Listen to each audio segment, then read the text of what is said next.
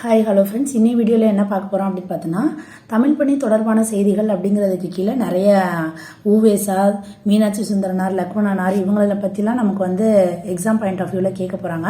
இப்போ இதை வந்து நம்ம புக்கில் நீங்கள் ஒவ்வொரு இடத்துல தேடி தேடி படிக்கிறதுக்கு நான் வந்து ஹேண்ட் ரிட்டன் நோட்ஸாக எடுத்து வச்சு நான் வந்து படிக்கிறதுக்காக நான் எடுத்து வச்சுருக்கேங்க. அதை ஜஸ்ட் நான் உங்க கூட ஷேர் பண்ணிக்கிறேன். நீங்களும் இந்த மாதிரி வந்து என்னோட நோட்ஸ் அப்படியே ஃபாலோ பண்ணணும்னு கிடையாது. உங்களுக்கு நீங்கள் 6th-லேருந்து 12th வரைக்கும் எங்கே இருக்குது அப்படிங்கிறது புக்கில் எல்லாத்தையும் தேடி நீங்கள் வந்து நோட் போட்டு அந்த மாதிரி எழுதிக்கலாம். அப்படி இல்லை என்னோட நோட்டே கூட நீங்கள் அப்படியே பார்த்து கூட காப்பி பண்ணிக்கலாம். இப்படி நம்ம பார்த்து எழுதி வச்சுக்கிட்டோம் அப்படின்னம்னா நமக்கு எக்ஸாம் சமயத்தில் டக்குன்னு ஊவேசாவா ஒரு 2 பேஜை திருப்பினோமா ஃபுல்லாக எல்லாம் முடிஞ்சிருச்சு அப்படிங்கிற மாதிரி இருக்கும். டெய்லி நம்ம எடுத்து ரிவைஸ் பண்ண முடியும். ஓகேங்களா? அதனால எழுதுறதுக்கு சோம்பேறித்தனப்படாமல் நீங்கள் வந்து எழுதி வச்சுக்கோங்க. அதுதான் நல்லது. என்னை கேட்டால் நான் அப்படி தான் சொல்லுவேன். அதே மாதிரி என்னோட ஹேண்ட் ரைட்டிங் வந்து ஒரு மாதிரி கொஞ்சம் நல்லா இல்லாமல் தான் இருக்கும். அதை வந்து கொஞ்சம் கன்சிடர் பண்ணிக்காதீங்க. எதுக்காக நான் சொல்ல வரேன்னா, இது வந்து நான் ஒரு இப்போ யூடியூப் சேனல் வச்சுருக்கோங்க. ஒன்லி இந்த மாதிரி போடணுங்கிறவங்க வந்து கண்டிப்பாக நல்ல ஹேண்ட் ரைட்டிங் எழுதி நீட்டாக எழுதி போடுவாங்க. பட் ஆனால் இது வந்து என்னோட பர்பஸ்க்காக நான் எழுதுனது. ஓகேங்களா? அப்போ நம்ம வந்து அழகாக எழுதிட்டு இருக்க முடியாது. அதனால இப்போ நீங்களுமே நோட்ஸ் எடுக்கிறீங்க அப்படின்னு பார்த்தோன்னா, நீங்கள் வந்து அழகாக எழுதணும், அதுக்கு அண்டர்லைன் பண்ணணும் அப்படி இப்படிலாம் கிடையாது. நம்ம வந்து கிறுக்கி தள்ளி எழுதலாம். நம்மளோட நோட்ஸுங்கிறது அப்படி தான் இருக்கணும். ஓகேங்களா? அந்த மாதிரி தான் நான் வந்து நான் புரிஞ்சுக்கிட்டு நான் அந்த மாதிரி எடுத்து வச்சிருக்கிறேன். உங்களுக்கும் அந்த மாதிரி நோட்ஸ் எடுக்கிறதுல ஏதாச்சும் டிஃபிகல்ட்டிஸ் இருக்குது, எப்படி எடுக்கிறதுன்னு தெரியலன்னு சொன்னீங்கன்னா வேணும்னா கேளுங்க, நான் எப்படி எடுக்கிறது அந்த மாதிரி சொல்கிறேன். இப்போ வாங்க நம்ம வீடியோக்குள்ள இருப்பலாம். இப்போ ஊவேசா அப்படிங்கிறவர் வந்து தமிழ் தாத்தா அப்படின்னு சொல்லுவாங்க. இப்போ நான் அந்த ஊவேசாவை பற்றி 6th-லேருந்து நமக்கு 12th வரைக்கும் எங்கெங்கெல்லாம் இருக்கோ அது எல்லா கண்டென்ட்டும் எழுதியிருக்கிறேன். அதே மாதிரி அவுட் சோர்ஸு ப்ரீவியஸ் இயர் கொஸ்டினில் என்ன கேட்டிருக்காங்க அவரை பற்றி எல்லாமே எழுதியிருக்கேன். நான் நோட்ஸ் எடுத்ததிலே இந்த மாதிரி ரெட் இங்கில் வந்து அண்டர்லைன் பண்ணி இந்த மாதிரி ஸ்டார் போட்டிருக்கேன்னா அதெல்லாம் ப்ரீவியஸ் இயர் கொஸ்டினில் கேட்டிருக்காங்கன்னு அர்த்தம். ரொம்ப முக்கியம் அப்படின்ட்டு. ஓகேங்களா? ஊவேசாவை பற்றி பார்க்க போகிறோம். இவர் வந்து தமிழ் தாத்தா அப்படின்னு சொல்லுவோம். இவர் வந்து ஒரு ஆசிரியர். ஓகேங்களா? 1937 வருஷத்தில் சென்னையில் இலக்கிய மாநாடு வந்து நடைபெற்றுச்சுங்க. அதில் வந்து காந்தி வந்து தலைமையாக இருந்தார். வரவேற்பு குழு தலைவராக யார் இருந்தாருன்னா ஊவே சாமிநாதர் இருந்திருக்காரு. அவரை பற்றி தான் இப்போ நம்ம வந்து பார்க்க போகிறோம். அதனால ஊவேசாவை பற்றி புக்கில் எங்கெல்லாம் இருக்கோ அது எல்லாமே நான் எழுதியிருக்கிறேன். அப்போதைக்கு ஊவேசாவோட உரையை கேட்ட காந்தி என்ன பண்ணியிருக்காரு, இந்த பெரியவரோட அடிநிழல்ல இருந்து தான் நான் தமிழ் கற்றுக்கணும் அப்படிங்கிற மாதிரியான ஆர்வம் உண்டானுச்சு அப்படின்னு சொல்லி கேட்குறாரு. அவர் வந்து சொல்லியிருக்காரு. அதுக்கடுத்து ஊவேசாவுக்கு ஒரு லைப்ரரி வந்து இருக்குது. அது எங்கே இருக்குன்னு பார்த்தோன்னா சென்னையில் இருக்குது. இது எப்போ ஆரம்பிக்கப்பட்டதுன்னா 1942 தொடங்கப்பட்டது. ஊவேசா நூலகம் வந்து சென்னையில் எந்த வருஷம் தொடங்கியிருக்காங்க? 1942 தொடங்கப்பட்டிருக்கு. அங்கே வந்து என்ன மாதிரியான லாங்குவேஜ் நூல்கள்லாம் இருக்குன்னு பார்த்தோன்னா தமிழ், தெலுங்கு, வடமொழி இந்த மாதிரியான பல்வேறு மொழி நூல்கள் இருக்குது. இதுக்கு எக்ஸாக்டாக பார்த்தோன்னா 2128 ஓலைச்சுவடிகளும் 2941 தமிழ் நூல்களும் இருக்குது. அதே மாதிரி 1930 தமிழ் விடு தூது அப்படிங்கிற நூலை வந்து முதலில் பதிப்பிச்சிருக்காரு. இதெல்லாமே அண்டர்லைன் பண்ணியிருக்கேன்னா பார்த்துக்கோங்க. இதெல்லாம் ப்ரீவியஸ் இயர் கொஸ்டின் பேப்பரில் கேட்டிருக்காங்க. 1930 தமிழ் விடு தூது முதலில் நூலை பதிப்பித்தவர் யாரு? ஊவேசா. 1894 புறநானூற்றை முதலாக பதிப்பித்து வெளியிட்டிருக்காரு. 1894 புறநானூற்றை பதிப்பிச்சிருக்காரு. 1887 சீவக சிந்தாமணியை பதிப்பிச்சு வெளியிட்டிருக்காரு. ஓகேங்களா? அப்போ வருஷங்கள் அப்படியே ஞாபகம் வரணும். 1887 சீவக சிந்தாமணி, 1894 புறநானூறு, 1930 தமிழ் விடு தூது. ஓகேங்களா? அதுக்கப்புறம் பண்டைய காலத்து பள்ளிக்கூடங்கள் அப்படின்னு சொல்லி ஒன்று எழுதியிருக்காரு ஊவேசா. அதில் வந்து என்ன சொல்லியிருக்காருன்னு பார்த்தோம்னா, வித்யாரம்பம் அப்படிங்கிறது என்னது? கல்வி தொடக்கம் அப்படின்னு சொல்லியிருக்காரு. வித்யாபியாசம் அப்படிங்கிறது கல்வி பயிற்சி. அப்போ வித்யானா என்னது? கல்வி. இது வந்து ஒரு ப்ரீவியஸ் இயர் கொஸ்டின் பேப்பரில் கேட்டிருக்காங்க. வித்யாபியாசம்னா என்னது? வித்யானா கல்வி, பியாசம்னா பயிற்சி. உபாத்தியாயர் அப்படின்னம்னா ஆசிரியர். ஓகேங்களா? உபாத்தியாயர்னா என்னது? ஆசிரியர். அக்ஷராபியாசம் அப்படின்னம்னா எழுத்து பயிற்சி. அக்ஷராபியாசம் அப்படின்னம்னா எழுத்து பயிற்சி. அதாவது அக்ஷரம் அப்படிங்கிறது வந்து எழுத்து, இங்கே பியாசம்னா பயிற்சின்னு நம்ம சொன்னோமா, அப்போ எழுத்து பயிற்சி. கீழ் வாயிலக்கம் அப்படின்னம்னா என்னன்னா பின்ன எண்கள், ஃப்ராக்ஷன் எண்கள் இருக்குல்ல, அதில் உள்ள கீழே உள்ள நம்பரை தான் வந்து கீழ் வாயிலக்கம் சொல்லுவாங்க. மேல் வாயிலக்கம் அப்படிங்கிறது வந்து பின்ன எண்களோட மேலே உள்ள நம்பர். குழி மாற்று அப்படிங்கிறது வந்து பெருக்கல் வாய்ப்பாடு. குழி மாற்றுனா இப்படி தானே போடுவோம், அப்போ அது பெருக்கல் வாய்ப்பாடு. இது எல்லாமே அவர் எதில் சொல்லியிருக்காரு? பண்டைய காலத்து பள்ளிக்கூடங்கள் இதில் வந்து சொல்லியிருக்காரு. ஓகேங்களா? அதிலே பார்த்தோம்னா சீதாள பத்திரம் அப்படிங்கிறது வந்து தாளை மடல் அப்படின்னு சொல்லியிருக்காரு. நௌத வீபம் அப்படிங்கிறது வந்து வங்காளத்தில் உள்ள ஒரு ஊர். நௌத வீபம்னா என்னது? வங்காளத்தில் உள்ள ஒரு ஊர். ஓகேங்களா? அதே மாதிரி பண்டைய காலத்தில் வந்து பிள்ளைங்களுக்கு வந்து நம்ம இப்போ பண்டைய காலத்தில் உள்ள பிள்ளைங்களுக்கு வந்து நம்ம இப்போ ஸ்லேட்டு, புத்தகம், பேனாலாம் யூஸ் பண்ணுறோம்ல, அதெல்லாம் அந்த காலத்தில் உள்ள பிள்ளைங்களுக்கு எதுவாக இருந்துச்சு அப்படிங்கிற மாதிரி ஊவேசா வந்து சொல்லியிருக்காரு. நம்ம வந்து இப்போ ஸ்லேட்டு வந்து அப்போ அவங்களுக்கு வந்து மணல் தான் வந்து ஸ்லேட்டாக இருந்திருக்குது, பனை ஏடு தான் புத்தகமாக இருந்திருக்குது, எழுத்தாணி தான் வந்து பேனாவாக இருந்திருக்குது. இப்படிங்கிற மாதிரி கருத்தை யார் சொல்லியிருக்காரு? ஊவேசா சொல்லியிருக்காங்க. அதே மாதிரி ஊவேசாவுக்கு என்னென்ன சிறப்பு பெயர்கள் பாருங்க. புலமை பெருங்கடல், சிறந்த எழுத்தாளர், பதிப்பாசிரியர். மெயினாக வந்து பதிப்பாசிரியர். ஓகேங்களா? புலமை பெருங்கடல், சிறந்த எழுத்தாளர், பதிப்பாசிரியர். அதே மாதிரி இவர் வந்து பழந்தமிழ் இலக்கியத்தை வந்து தேடி தேடி வந்து அச்சில் வந்து பதிப்பிச்சிருக்காரு. அவர் அச்சில் பதிப்பிச்சதுனால தான் இப்போ நம்மளால வந்து எல்லாமே படிக்க முடியுது. இவர் வாங்கிய பட்டங்கள் என்னென்னு பார்த்தோம்னா மகா மகோபாத்தியாய, திராவிட வித்யாய பூஷணம், தாட்சிணாத்திய கலாநிதி. ஓகேங்களா? இப்போ இது வந்து நீங்கள் க்ளூ கூட என்ன வச்சுக்கலாம்னா ஒரு ஃபன்னியாக கூட வச்சுக்கலாம். இது வந்து ஊவேசா தமிழ் தாத்தா தானே, மகா விந்தியா கலா அப்படின்னு 3 பேர் இருக்காங்க. அந்த தாத்தாவுக்கு பேத்தி அப்படின்னு ஞாபகம் வச்சுக்கோங்க. மகா விந்தியா கலா அப்படிங்கிற மாதிரி 3 பேர் பேத்திங்க இருந்தாங்க. அதுதான் பட்டங்கள், 3 பட்டங்கள். அதே மாதிரி இவர் என்ன வேலையில் இருந்தார்? தமிழ் ஆசிரியர் அப்படின்னு சொல்லி பார்த்துட்டோம். இவர் வந்து எங்கே வேலை பார்த்தாருன்னு பார்த்தோன்னா கும்பகோணத்தில் உள்ள கவர்மெண்ட் கலை கல்லூரியில் வேலை பார்த்துருக்காரு.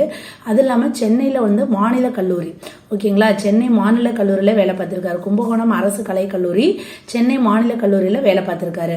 அதுக்கப்புறம் 1932, இப்போ 32 பார்க்குறப்ப நமக்கு ஞாபகம் வரணும். 1930 வந்து தமிழ் விடு தூது வந்து முதல்ல பதிப்பிச்சார். ஓகேவா? இப்போ 1932 சென்னை யூனிவர்சிட்டியில் இவருக்கு என்ன பட்டம் வழங்கியிருக்காங்க? அவங்க என்ன பட்டம் வழங்கியிருக்காங்க? அதாவது டாக்டர் பட்டம். டாக்டர்னா அதோட தமிழாக்கம் என்னன்னா முனைவர் பட்டம் வாங்கியிருக்காங்க. ஓகேங்களா? அதுக்கப்புறம் இவருக்கு வந்து ஒரு சிலை வந்து வச்சிருக்காங்க, திருவுருவ சிலை. எங்க வச்சிருக்காங்கன்னா சென்னை மாநில கல்லூரி. இது நம்ம ஆல்ரெடி எங்க படிச்சிருக்கோம்? சென்னை மாநில கல்லூரியில் இவர் வேலை பார்த்தாரு. அதனால அவங்க திருவுருவ சிலை வச்சிருக்காங்க. அந்த சிலை வந்து எதை நோக்கி நிற்கிற வண்ணம் சிலை அமைச்சிருக்காங்கன்னா வங்கக்கடலை நோக்கி நிற்கும் வண்ணம் அந்த சிலையை வந்து அமைச்சிருக்காங்க. ஓகேங்களா? அதுக்கப்புறம் 1942 தான் வந்து ஊவேசா நூலகம். இது ஆல்ரெடி நம்ம பார்த்துருக்குறோம். ஊவேசா நூலகம் சென்னையில் திருவான்மியூர் பெசன் நகர். சென்னையில் எந்த இடம்னு கேட்டாங்கன்னா திருவான்மியூர் பெசன் நகர். 1942 ஊவேசா நூலகம். இது நம்ம ஆல்ரெடி பார்த்தோம். அதில் வந்து தமிழ், தெலுங்கு, வட திராவிட மொழிகள் இந்த மாதிரி எல்லா மொழிகளும் அதில் வந்து இருக்கும். அந்த மொழி நூல்கள்லாம் அதில் இருக்கும் அப்படின்னு சொல்லி பார்த்துருக்கோம். அப்புறம் வந்து நமக்கு வந்து புக்கில் வந்து ஒரு கதை மாதிரி கொடுத்துருப்பாங்க. அதாவது இவர் வந்து இந்த ஆடி 18 அப்போ எல்லாரும் இந்த பழைய நூல்கள்லாம் போய் ஆற்றுல போய் போடுவாங்க பார்த்தீங்களா? அதை வந்து இவர் வந்து அந்த மாதிரி வேஸ்ட்டாக நீங்கள் ஆற்றுல போடாதீங்க, அதை என்கிட்ட கொடுங்க அப்படின்னு சொல்லி கேட்பாரு. அதை ஜஸ்ட் வந்து நம்ம அந்த ஏதாச்சும் நமக்கு எக்ஸாம் பாயிண்ட் ஆஃப் வியூ கேட்டுருவாங்கிறதுக்காக பாயிண்ட் எழுதி வச்சிருக்கேன். ஓலைச்சுவடி, ஈரோடு. இந்த இன்சிடென்ட் வந்து எந்த இடத்துல நடக்கும்னா ஈரோடு, கொடுமுடி, ஆடிப்பெருக்கு. ஓகேங்களா? நமக்கு புரிஞ்ச மாதிரி நான் இங்கே எழுதியிருக்கேன். நீங்கள் இது மாதிரி தான் நான் நோட்ஸ் எடுக்கணும்னு சொல்ல வரேன். ஓகேங்களா? நூல்கள் வந்து காவிரி ஆற்றில் விடணும்னு சொல்லியிருப்பாங்க. ஆனால் அது வந்து ஊவேசா வந்து அதை கைப்பற்றிருப்பாரு. ஓகேங்களா? குறிஞ்சி பாட்டில் வந்து டோட்டலாக வந்து 99 பூக்கள் இருக்கும். இது கூட எக்ஸாமில் வந்து கேட்டிருக்காங்க. குறிஞ்சி பாட்டில் டோட்டலாக எத்தனை பூக்கள் இருக்கும்? 99 பூக்கள். குறிஞ்சி பாட்டோட ஆசிரியராரு கபிலர். ஆனால் இவர் வந்து பதிப்பிச்சப்ப 96 பூக்களோட பேர் வந்து இவருக்கு தெளிவாக தெரிஞ்சிருச்சு. 3 பூக்களோட தெளிவாக வந்து இவருக்கு 3 பூக்களோட பேர் வந்து தெளிவாக தெரியல. இருந்தாலும் அந்த 3 பூக்கள் பேரையும் ஃபுல்லாக கண்டுபிடிச்சதுக்கு அப்புறம் தான் அதை வந்து நூலாக பதிப்பிச்சிருக்காரு. ஓகேங்களா? இது மாதிரி ஊவேசா வந்து என்ன பண்ணியிருக்காரு? ஊராக போய் ஃபைன் பண்ணுவாருன்னு போட்டிருக்கேன். அதாவது என்னன்னா இந்த மாதிரியான நூல்கள்லாம் எங்கே இருக்குது அப்படிங்கிற மாதிரி தேடி தேடி எல்லாத்தையும் கண்டுபிடிச்சு நமக்கு வந்து அச்சில் வந்து பதிப்பிச்சு கொடுத்துருக்காரு. ஓகேங்களா? அதே மாதிரி தன்னோட வாழ்நாள் முழுவதும் நூல்களை வந்து தேடி தேடி பதிப்பிச்சவர் யாருன்னு கேட்டோம்னா ஊவேசா. இவர் எங்கே பிறந்திருக்காருன்னு பார்த்தோன்னா திருவாரூர் மாவட்டம். இது வந்து உங்களுக்கு தோணலாம், இது வந்து அவரோட பிறந்தது அந்த இதெல்லாம் வந்து நடுப்புற இப்படி வருது அப்படின்னு சொல்லிட்டு. நான் தான் சொன்னேன்ல, நான் வந்து நம்ம டிஎன்பிசி ஆஸ்பிரண்ட் எப்படி வந்து நோட்ஸ் நம்ம எப்படி படிப்போம், 6th-லேருந்து 12th அப்படியே வரிசையாக தானே படிப்போம். அந்த மாதிரி ஆர்டரில் நான் 6th-லேருந்து அப்படியே பார்த்துக்கிட்டு ஊவேசாவை பற்றி எங்கெங்கெல்லாம் இருக்கோ அந்த டீட்டெயில்ஸ் எல்லாத்தையும் கலெக்ட் பண்ணி நான் கோர்வையாக எழுதி வச்சிருக்கேன். ஓகேங்களா? நமக்கு வந்து ஊவேசாவை பற்றி தெரிஞ்சிருக்கணும். அவரோட பர்த் வந்து ஃபர்ஸ்டே தெரிஞ்சுக்கிட்டா என்ன, நடுப்புற தெரிஞ்சுக்கிட்டா என்ன. ஊவேசாவை பற்றி நம்மளோட புக்கில் வந்து எங்கெல்லாம் இருக்கோ அந்த பாயிண்ட் எல்லாமே எழுதியிருக்கிறேன். எக்ஸ்ட்ரா பாயிண்ட் எல்லாமே எழுதியிருக்கேன். அதே மாதிரி ப்ரீவியஸ் இயர் கொஸ்டின் பேப்பரில் என்ன கேட்டிருக்காங்கிறதையும் நான் நோட் பண்ணியிருக்கிறேன். ஓகேங்களா?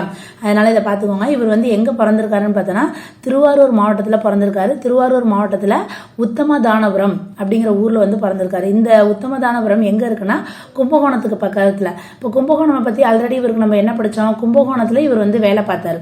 கும்பகோணம் அரசு கலைக்கல்லூரியில். இந்த மாதிரி ஒரு ஊர் பேர் பார்க்குறப்ப நம்ம வேற என்ன படித்தோங்கிறத ரீகலெக்ட் பண்ணிக்கோங்க. இவரோட இயற்பெயர் என்னன்னு பார்த்தோன்னா வேங்கட ரத்தினம். இவரோட அப்பா தான் வேங்கட சுப்பு. இது கூட உங்களுக்கு கன்ஃபியூஸ் ஆகலாம். வேங்கட ரத்தினம், வேங்கட சுப்பு அப்படின்னோம்னா இவரோட அப்பா வேங்கட சுப்பு, அப்பா சுப்பு. ரைமிங்காக இருக்கா? அப்போ அப்பாவுக்கு சுப்பு வரணும், பையனுக்கு தான் ரத்தினம் வரணும். இவருக்கு வந்து டீச்சராக இருந்தவர் யாருன்னு பார்த்தோன்னா மகாவித்வான் மீனாட்சி சுந்தரனார். இவரோட டீச்சர் பேர் என்ன? மகாவித்வான் மீனாட்சி சுந்தரனார். இவரோட டீச்சர் தான் இவருக்கு என்ன பேர் வச்சிருக்காருன்னா சாமிநாதர் அப்படின்னு சொல்லி பேர் வச்சிருக்காரு. அப்ப இவரோட பேர் நம்ம ஊவேசான்னு சொல்றோம்ல, அதோட விரிவாக்கம் என்னன்னா, இவர் பிறந்த ஊர் உத்தமதானபுரம். வேக்கு வந்து வேங்கட சுப்புனா அவங்க அப்பா. வேங்கட சுப்புவின் மகன் சாமிநாதர் யார் வச்ச பேரு? மகாவித்வான் மீனாட்சி சுந்தரனார். இவரோட ஆசிரியர் வைத்த பேர் சாமிநாதர். இந்த பேர் தான் இவர் வந்து வச்சிருக்காரு. ஓகேங்களா? அதுக்கப்புறம் அவரோட அம்மா பேர் என்னன்னு பார்த்தோன்னா சரஸ்வதி அம்மாள். அம்மா வந்து சரஸ்வதி அம்மாள். அதுக்கடுத்து இவரோட காலம் பாருங்க, 19/2/1855 28/4/1942. 42 நமக்கு டக்குன்னு என்ன ஞாபகம் வரும்? 42 தான் இவருக்கு வந்து ஊவேசா நூலகம் அமைச்சிருக்காங்க. அப்போ ஒரு இறந்த வருஷத்துல தான் ஊவேசா நூலகம் அமைச்சிருக்காங்க அப்படிங்கிறது ஞாபகம் வரணும். காலம் வந்து 1855, 19/2, இங்க 28/4. ஓகேங்களா? இது 55, இது 1942. 87 வயசு வரைக்கும் இவர் வந்து வாழ்ந்திருக்காரு. அதனாலதான் இவர் வந்து தாத்தா அப்படின்னு சொல்லி சொல்றோம்.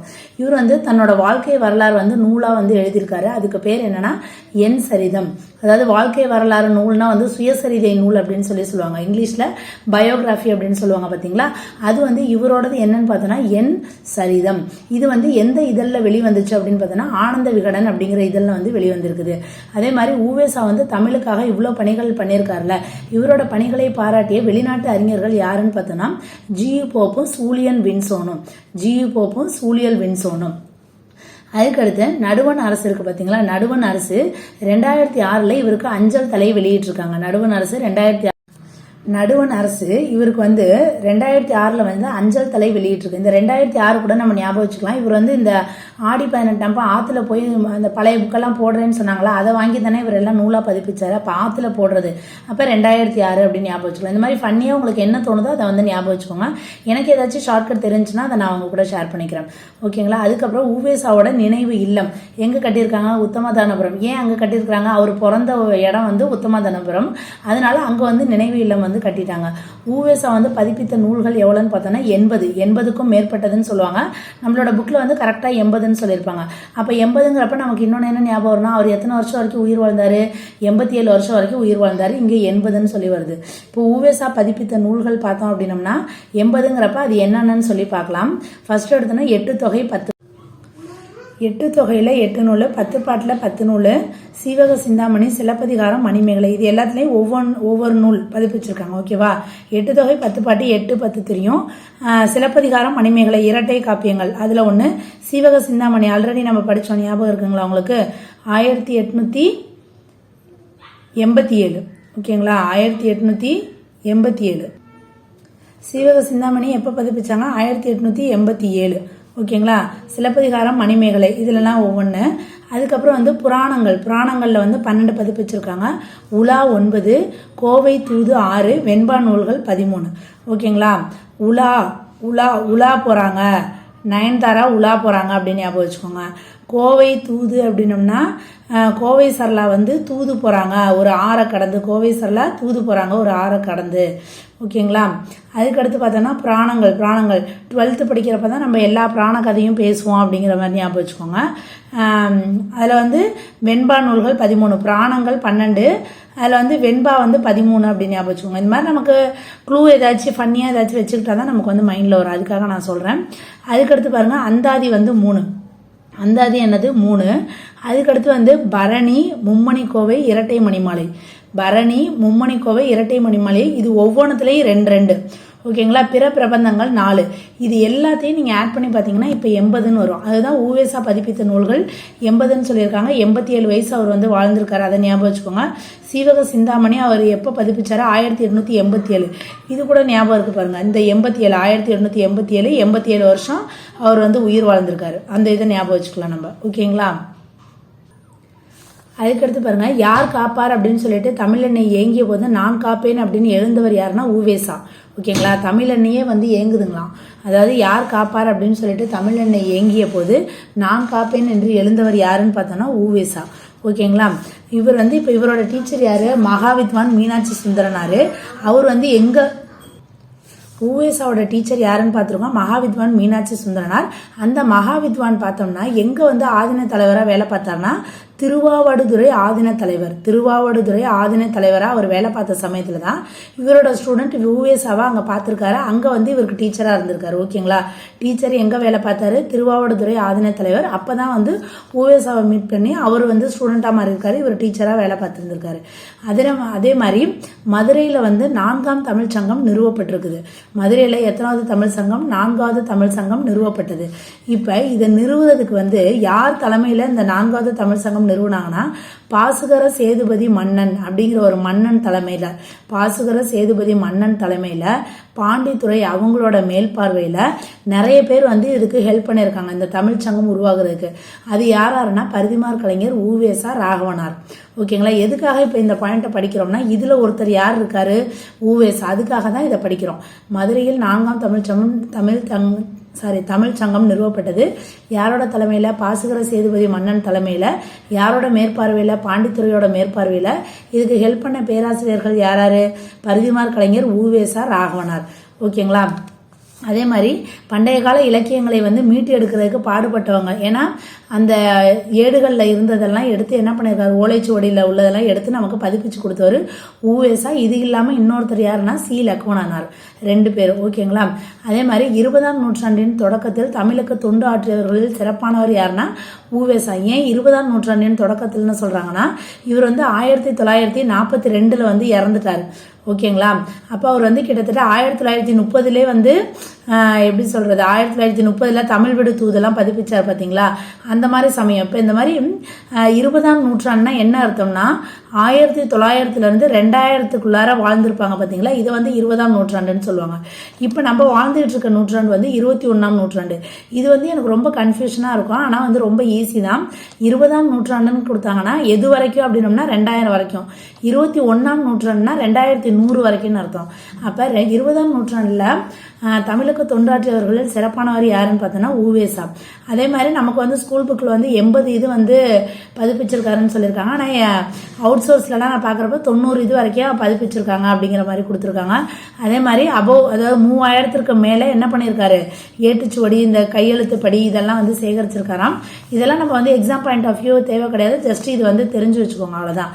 அதே மாதிரி இவர் வந்து ஃபர்ஸ்ட் பதிப்பிச்ச நூல் என்னன்னு பார்த்தோன்னா வேணுலிங்க விலாச சிறப்பு. இதை நோட் பண்ணி வச்சுக்கோங்க. ஃபர்ஸ்ட் பதிப்பித்த நூல் என்னது? வேணுலிங்க விலாச சிறப்பு. அதே மாதிரி ஃபர்ஸ்ட் பதிப்பித்த காப்பியம் நமக்கு தெரியும், இந்த வருஷத்தை வச்சு 1887 சீவக சிந்தாமணி. இதெல்லாம் வந்து காப்பியங்கள். ஆனால் நூல் வந்து ஃபர்ஸ்ட் பதிப்பிச்சது எதுனா வேணுலிங்க விலாச சிறப்பு. இது வந்து புக்கில் வந்து கிடையாது, எக்ஸ்ட்ரா பாயிண்ட். இதை வந்து அதனால நோட் பண்ணி வச்சுக்கோங்க. அதே மாதிரி தன்னோட வீட்டிற்கு தன்னோட நண்பரோட பெயரான தியாகராஜர் அப்படிங்கிறத தியாகராஜர் விலாசம் அப்படின்னு சொல்லி பெயர் வைத்தவர் யாரு அப்படின்னு கேட்டாங்கன்னா ஊவேசா. ஊவேசா மறைந்த இடம் என்னதுன்னா திருக்கழுக்குன்றம். ஊவேசா மறைந்த இடம் என்னது? திருக்கழுக்குன்றம். இப்போ மறைந்த இடம் பார்க்குறப்ப நமக்கு பிறந்த இடம் ஞாபகம் வரணும். எங்கே பிறந்தாரு? உத்தமதானபுரம் அங்கே பிறந்தாரு. அது எந்த மாவட்டம்? திருவாரூர் மாவட்டம், கும்பகோணத்துக்கு பக்கத்தில். அவர் இறந்த நினைவு இடமும் எங்கே வச்சிருந்தாங்க? உத்தமதானபுரத்திலே வச்சிருந்தாங்க. இவர் பிறந்த ஊரான அந்த கும்பகோணத்துக்கு பக்கத்துல தானே பிறந்தாரு. அப்ப அந்த கும்பகோணம் அரசு கலைக்கல்லூரியில இவர் வேலை பார்த்தாரு. இவர் இறந்த இடம் திருக்கழுக்குன்றம். எப்ப இறந்தாரு? 1942 28/4/1942 இறந்தாரு. அதே 1942 தான் சென்னை திருவான்மியூர் பெசன் நகர்ல வந்து என்ன இருந்துச்சு? ஊவேசா நூலகம் இருந்துச்சு. ஓகேங்களா, இந்த மாதிரி ஒன்றை படிக்கிறப்ப நீங்கள் திருப்பி ரீகால் பண்ணிக்கிட்டே இருந்தீங்கன்னா நல்லா உங்களுக்கு வந்து மைண்டில் இருக்கும்.